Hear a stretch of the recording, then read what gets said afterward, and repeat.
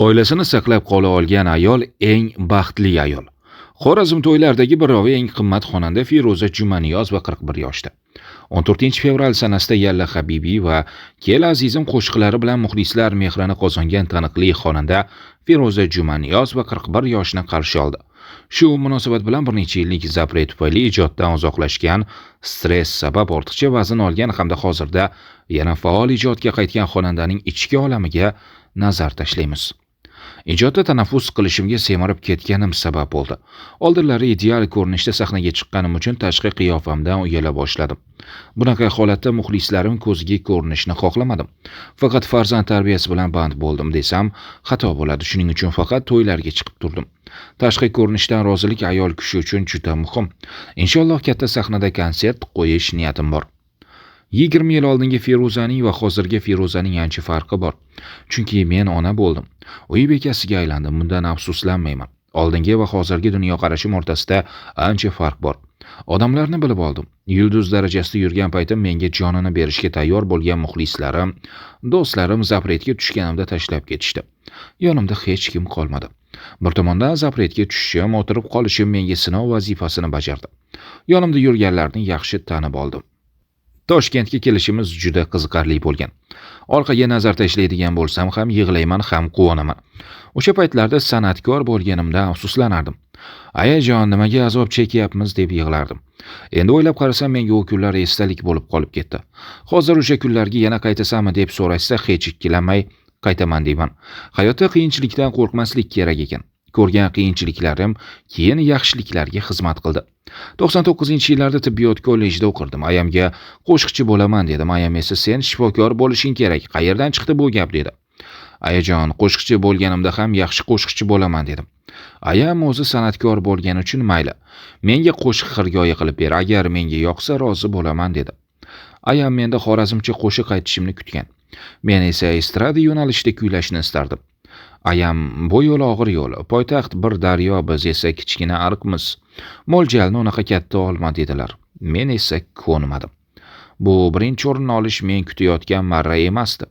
Biz ko'rik-tanlovdan keyin uyga qaytib ketdik. Keyinroq esa Yulduz shou o'tkazildi. O'shanda bizni chaqirishdi.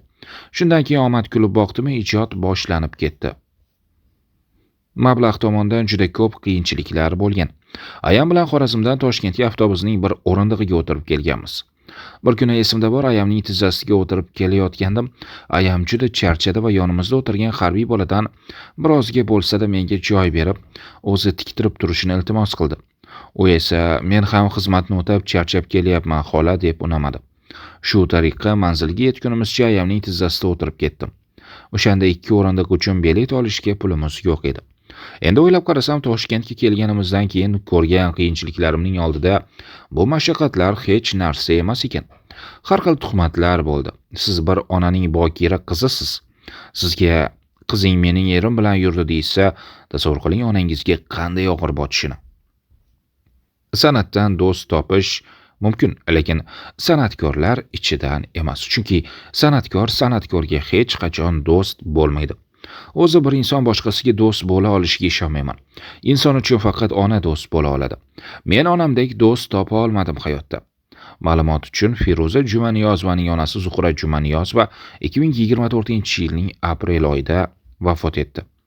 Bir inson mening ishonchimni poymol qilsa, u uchun ko'nglim eshiklarini yopaman. Ko'rganimda salom deyishim mumkin, lekin u inson men uchun yopiq eshik bo'ladi. Bir inson sizga xiyonat qilsa, qanday qilib uni uyingizga olib kirib, to'rga o'tkazib qo'yasiz? Men uchun jonini beradigan, metrlab xatlar yozadigan muxlislarim, siz o'lib qolaman degan shogirdlarim bor edi. Lekin ular kezi kelsa meni to'yga aytmadi. Bitta SMS yozib qo'yishga yaramadi. 2007-yilda zapretga tushdim. Xalqlar do'stligida konsert qo'yayotgandim. Bannerlar osilgan, reklamalar ketyapti. Konsert to'xtatildi, sen zapretga tushding deyishdi. Nimaga, sabab nima dedim. Savollarimga hech kim javob bermadi. Oradan 6-7 yil o'tdi, lekin taqiq yechilmadi. Onam bilan bormagan joyimiz, taqillatmagan eshigimiz qolmadi. Lekin jo'yali javob eshitmadik. Zapretning sababini bilmaslik insonni tushkunlikka tushirib qo'yadi. Ana o'shanda men birinchi stressimni oldim va semirib keta boshladim. Muxlislarim qachon konsert qo'yasiz deb so'rardi. Ularga javob bera olmasdim, balki o'sha vaziyatda ham ijodimni davom ettirishim kerak bo'lgandir. Lekin men tushkunlikka tushib qoldim. Shokdan chiqib keta olmadim. Eng baxtli ayol oilani saqlab qola olgan ayol. Garchi puli bo'lmasin, qimmat mashinasi, uyi bo'lmasin, borinki chiroyli ko'ylagi ham bo'lmasin, lekin eri va farzandi bor ayol dunyodagi eng baxtli ayol deb hisoblayman. Ma'lumot uchun, Feruza Jumaniyozovaning xit qo'shiqlaridan biri Yalla Habibi turli millat vakillari tomonidan o'zbek tilida ijro etilgan. Xususan ushbu qo'shiq arab millatiga mansub Leyla ismli qiz tomonidan ham kuylangan.